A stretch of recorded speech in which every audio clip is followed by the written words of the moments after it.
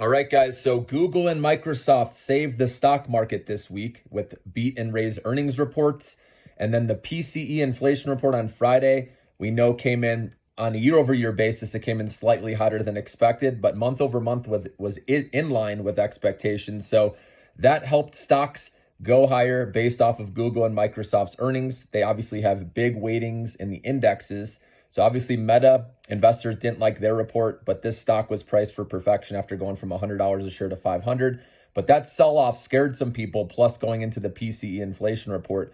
But Google and Microsoft beat and raise as I expected. And so now this momentum should carry over until we see, some more data that comes out. But Monday we have SoFi's earnings. I expect with that backdrop of, I believe the indexes will be green again. I think SoFi, who reports in the morning, could have a really strong Monday as well. They had a good day Friday as well. So, but that's one that I'll be watching. Remember, they announced their earnings pre-market. So when you wake up, you're already going to see this, okay? But let me know in the comments what you think, what price that this is going to top out at tomorrow after the earnings report, okay? And then also, the GDP we saw was revised lower at 1.6%, whereas it was expected to be about 2.4, 2.5%. So if GDP is falling, showing a slowing economic growth, and we're seeing higher than expected inflation, that's not a good backdrop. Okay, so that's going to scare some investors and make them stay in, the high treasury yields, right, where they can earn 5% right on their money.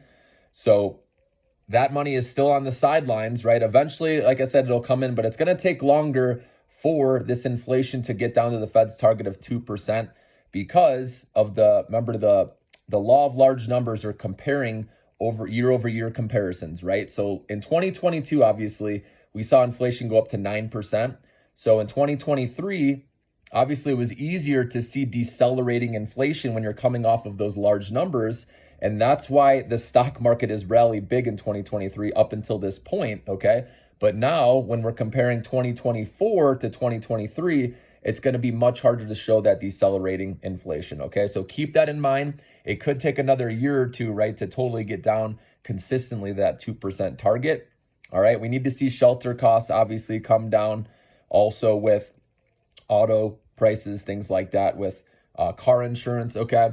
Eventually, I think we'll get there, but it's going to take some time. But again, you could sit out the entire market, though, waiting for that. By the time that comes down to the Fed's target, the stock market's going to be way higher. And we've already seen that happen, right? Where the stock market has moved up tremendously here.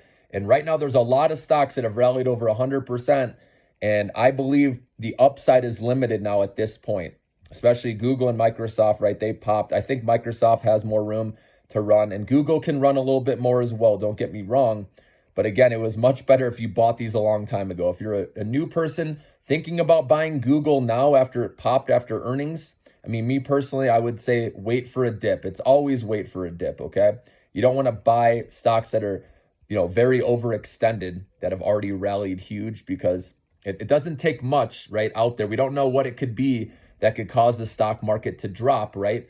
But these stocks are now priced for perfection where you have to be careful. I always look for opportunities of stocks off their highs, like SoFi, for example. AMD could be a good one because of how much it's dipped. It went over 200, now it's down to the 150s. If they do finally have a big beat and raise report, the stock could be rewarded, because right now they're barely beating on their earnings in the past. So if they do that again, it's not going to be enough. They really need to have a big beat and raise, quarter. So keep that in mind with AMD. A lot of people have asked about SMCI as well. Again, that's run up huge, so it's priced for perfection as well, especially after the rally Friday. So unless that tanks big before earnings, I'm not going to be playing that one either. I want to see the numbers. And because they didn't provide preliminary guidance, right, that worries some investors, because they usually provide the guidance when they have a blowout quarter, or they would do it if they were going to miss big. So I think they're still going to beat earnings, but it's not going to be a huge beat. And that might cause a sell the news event with this member going from the upper 200s all the way up to where it is now in the 800s. So don't forget how much it's rallied.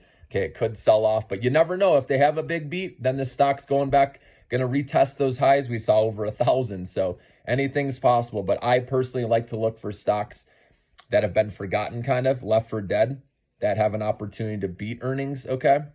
And that usually do beat and raise on the report, okay? And so SoFi is kind of like that. It's got a lot of hate against it, okay? But with the stock price where it's at, obviously I was recommending it in the low 7s. Now it's in the 8s, right? It's a little different now, but I still believe this can at least pop up into $9 a share. There's some resistance there. So you could sell the RIP if you're in your short-term account, take some off the table there. Again, all depends on the numbers. Right now, they're expecting earnings per share of about 0.05. If they come in at, or 0.005, okay? If they come in at 0.02, which Anthony Noto, the CEO, is kind of hinting at that with the Twitter. Some people believe he said my 2 cents, right? So people are thinking, okay, earnings per share is going to be 2 cents. That would be a huge beat if they do hit that. And obviously if revenue comes in, everything else obviously has to beat and raise too, which they've consistently done that, okay? And they should show, like I said, GAAP profitability and show user growth continuing on that upward trajectory, gaining, users. Then this stock, I believe, is going to jump still, okay, after the report. But no one knows the stock price reaction immediately after, right? Anything can happen, okay? But I do expect fundamentals obviously win out in the long haul. This would be their second quarter in a row of GAAP profitability. And that will, I believe, with the short interest at about 18%, guys, it could cause a short squeeze. These people could get out of their short positions. Remember, to get out of their short position, they have to buy back the stock, which causes a short squeeze. So that could happen. And that's why the stock could push to 10. You never know, or beyond that, okay? But anyways, like I said, you could sit on the sidelines through all of this, right? And worry about inflation coming back. And it is it's legit. I mean, it's sticky right now. But again, I think we can survive with inflation where it's at now. I think the media talks about it too much. Everyone's so hyper-focused on what Powell says in every data report. 3% inflation is not going to kill us. I think we can still grow nicely. Now, some investors, like I said, will keep their money in money markets, right? Or the treasury yields or treasury bonds. But this money will eventually re-enter the stock market once we see an interest rate cut, which we're not close to there yet. But remember, the narrative can change quickly. We don't know what's going to happen down the road, okay? But that's where, at that point, we know, you've heard me talk about jumping into the AI small cap stock. So, but I'd wait for earnings reports with these small cap stocks, okay? You could have a little position going in, like I said, with Upstart is what I'm doing, okay? Because I'm seeing some credit loosen, okay? But they still have to prove themselves, right? They still have to, I think they'll beat earnings on this next report, but remember, it's all about guidance. They need to say something positive or raise their guidance, and then the stock will be off and running. So again, you want to watch Upstart closely. But anyways, these big cap stocks will continue to outperform in the short run because of Google, Microsoft beating. The big companies keep on getting bigger, okay? And they can gobble up these smaller companies. And like I said, a lot of them can encroach on these small caps territory, right? So that's why if you are picking the small cap stocks, you want to make sure they have a strong moat. Because like I said, these big dogs will constantly be looking for growth.